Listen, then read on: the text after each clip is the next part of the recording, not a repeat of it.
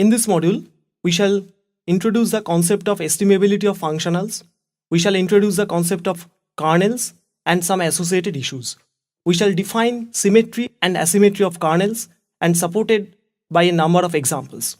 Lastly, we shall explain the concept of statistic as parallel to unbiased estimation in parametric inference. All these are supported by a number of examples.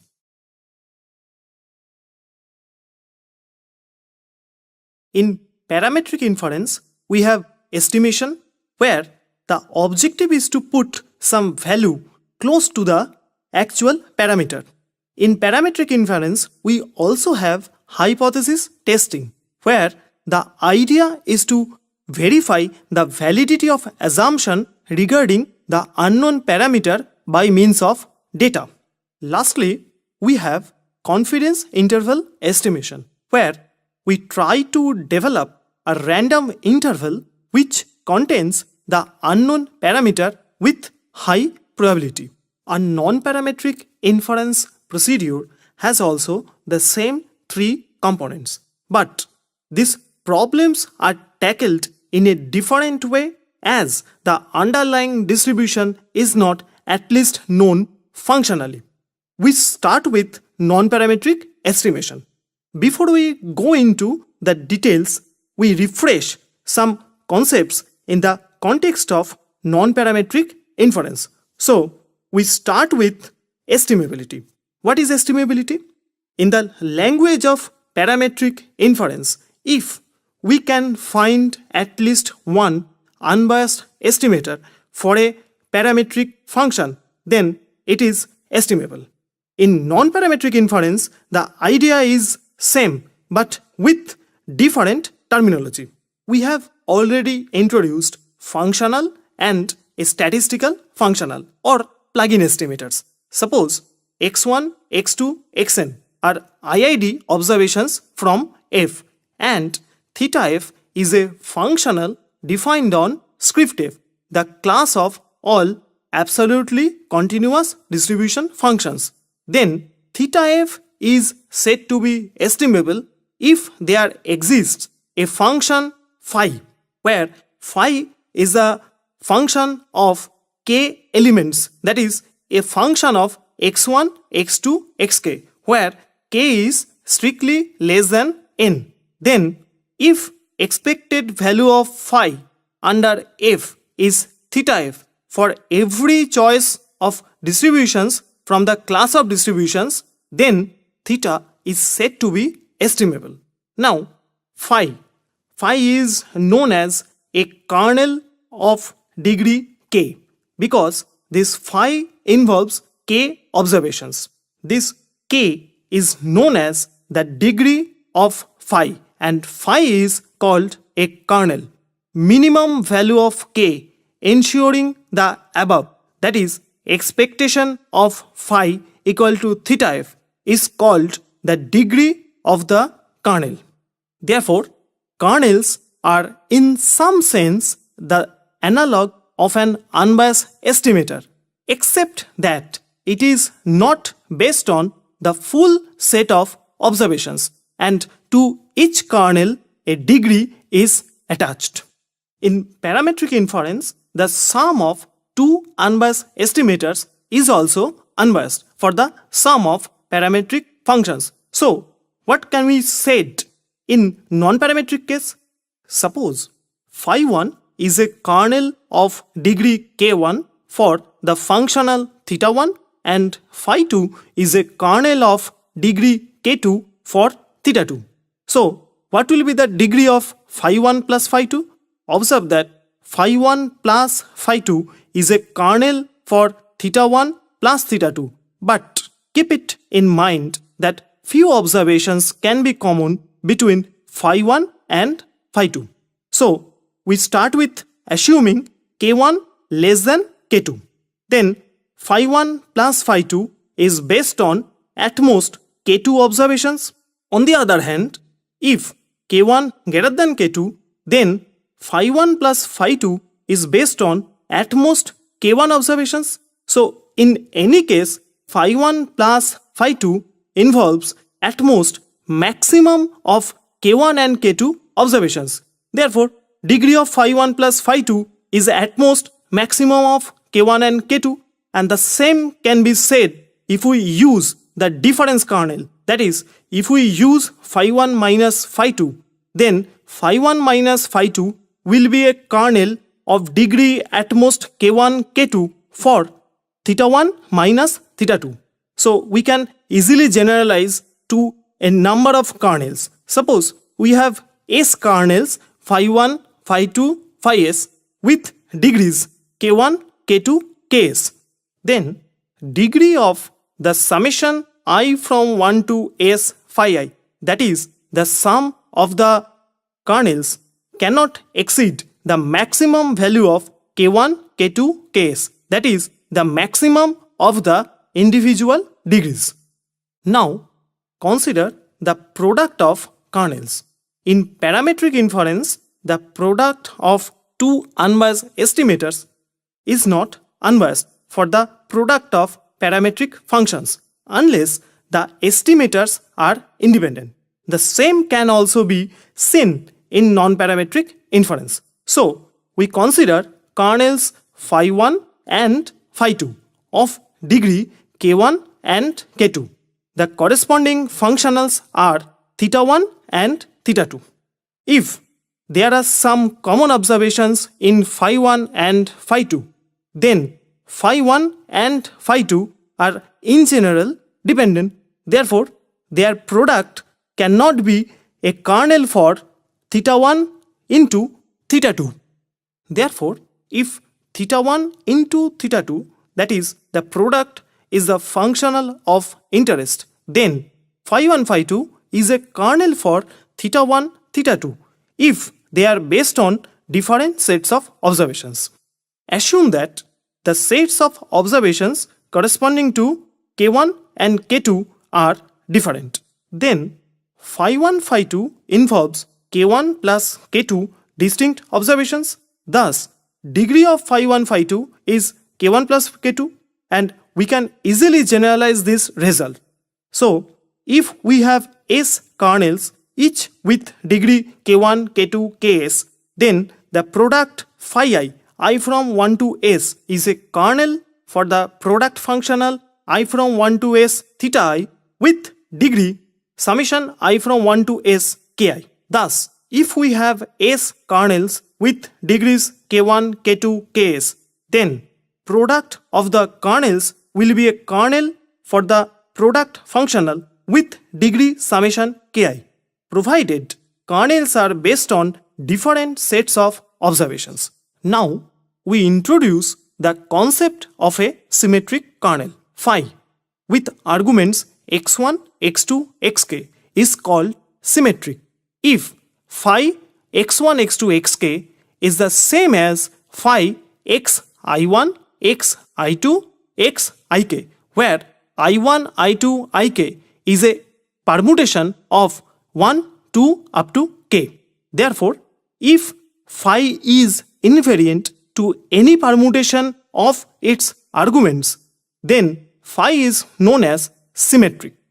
For example, if phi is the sum of observations, that is, if phi is summation I from 1 to n xi, then the value of phi is not changed if we consider a different permutation of the observation.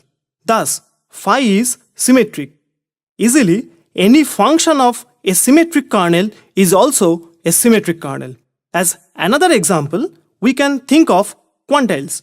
Quantiles are also independent of the order of the data, therefore are symmetric. Then, what is an asymmetric kernel?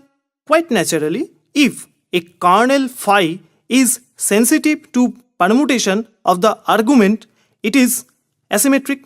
For example, consider x1 square minus x1 x2. This x1 square minus x1 x2 is asymmetric because if we interchange x1 and x2, we get x2 square minus x1 x2, which is not the same as x1 square minus x1 x2. Thus, x1 square minus x1 x2 is not permutation invariant and therefore asymmetric. Similarly, x1 minus x2 and x1 divided by x2 are also asymmetric kernels. Now, consider another useful example. Consider phi x1, x2, x3 as x1 square plus x2 square plus x3 square minus x1, x3. It is interesting to observe that phi x1, x2, x3 and phi x3, x2, x1 are same. But phi x1, x2, x3 is not the same as phi x3, x1, x2. Therefore, phi is not invariant to any permutation. Therefore, phi is asymmetric kernel. Now, we give an interesting result, which is for every regular functional, there exists a symmetric kernel. The proof goes like this. Consider a kernel of degree k and take all the k factorial permutations of its arguments. For each set of permutation, evaluate the kernels. Then the average of these values will also be a kernel with symmetry. Therefore, without any loss of generality, kernels can be taken as symmetric. Now, we shall consider the concept of a U-statistic. Kernels are unbiased estimators, but are not based on all observations. U-statistic is the non-parametric analog of an unbiased estimator based on all observations. Consider n IID observations and a kernel of degree k. Assume that phi is symmetric. Then we can have n choose k distinct sets of k observations. For each set of observations, we can calculate the value of the kernel phi. A U-statistic is the average of all such values. Therefore, U-statistics are often called generalized means. Clearly, U-statistics are permutation invariant and based on all observations.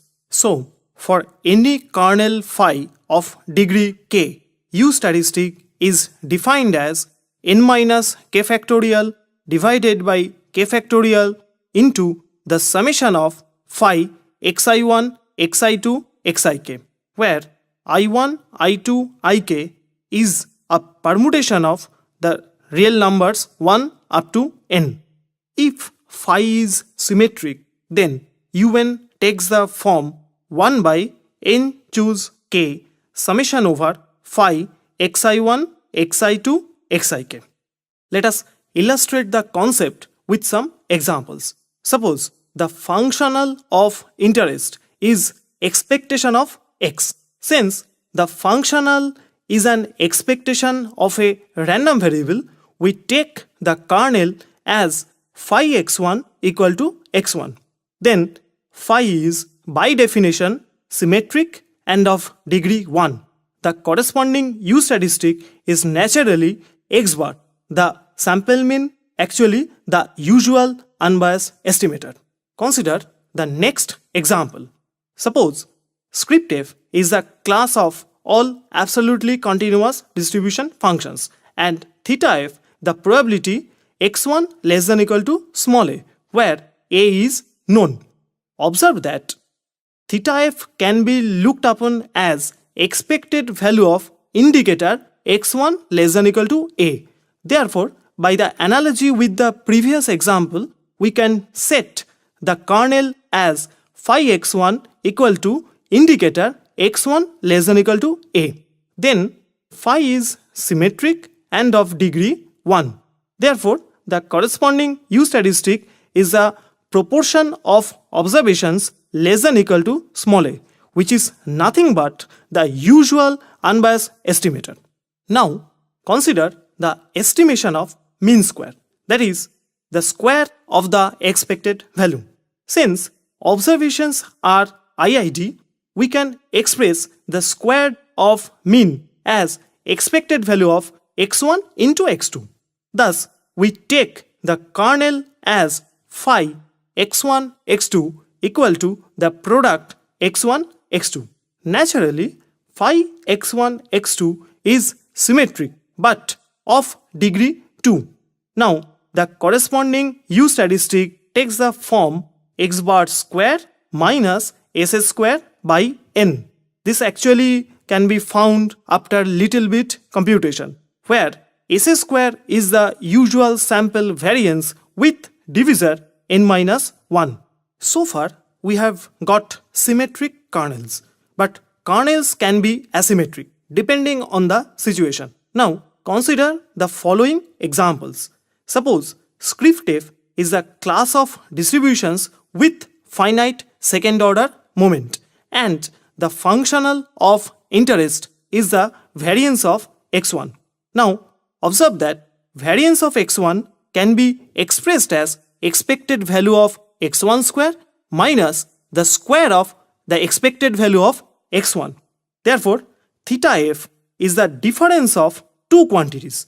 Now, for the first quantity, a kernel is x1 square, and a kernel for the second quantity is x1, x2. Then it is natural to consider the difference, that is x1 square minus x1, x2 as a kernel. But such a kernel is not symmetric, as we have seen in our already examples. Therefore, we symmetrize it by taking the average. Now, x1, x2 has two possible orderings, that is x1, x2 and x2, x1. For each ordering, we calculate phi, and their average will be a symmetric kernel.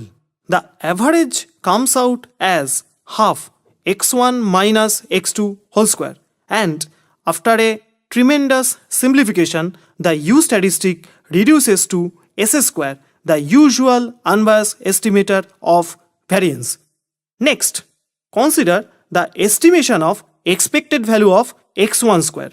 Now, expected value of x1 square is the sum of variance of x1 and the square of expected value of x1. For variance of x1, a kernel is x1 square minus x1, x2, which is of degree 2, whereas for the second, a kernel is x1, x2, which again has degree 2. Therefore, the sum, that is x1 square, is the required kernel. Then U statistic is the sample second order raw moment. But here I have some comments to share. We observe that we have two kernels of degree 2, but their sum is of degree 1. Thus, the degree of the sum of two kernels can be strictly less than 2. Again, one of the kernels is symmetric and the other asymmetric, but the resultant is symmetric. In particular, the sum of two symmetric kernels is always symmetric. For the next example, assume that observations come in pairs from some bivariate distribution. The objective is to find U statistics for the estimation of expected value of xy. The idea is very simple. Define a new variable z as xy. Then the distribution of z will have first moment finite, and the distribution will be continuous. With the introduction of new variable z, the problem therefore reduces to the estimation of expected value of z. From the already discussed examples, the U statistic is z bar, that is the average of xy values. Similarly, if we consider estimation of variance of x plus y, we take the new variable z as sum of x and y. Then the distribution of z is continuous with finite variance. Thus, with the redefined variable, the objective is to estimate variance of z. The corresponding U statistic is naturally s square z, that is the sample variance based on z observations. Thus, in any case, the basic idea is to define a new variable z having some univariate distribution and reduce the functional in terms of the moments of z, and then apply usual methods with Z observations. We have seen how estimability of functionals are defined. We have introduced the concept of kernels and their symmetry. We have also discussed U statistics and shown that U statistics is unbiased and is symmetric in observations. However, we did not provide any property of U statistics. In the forthcoming module, we shall explain some small sample properties of U statistics.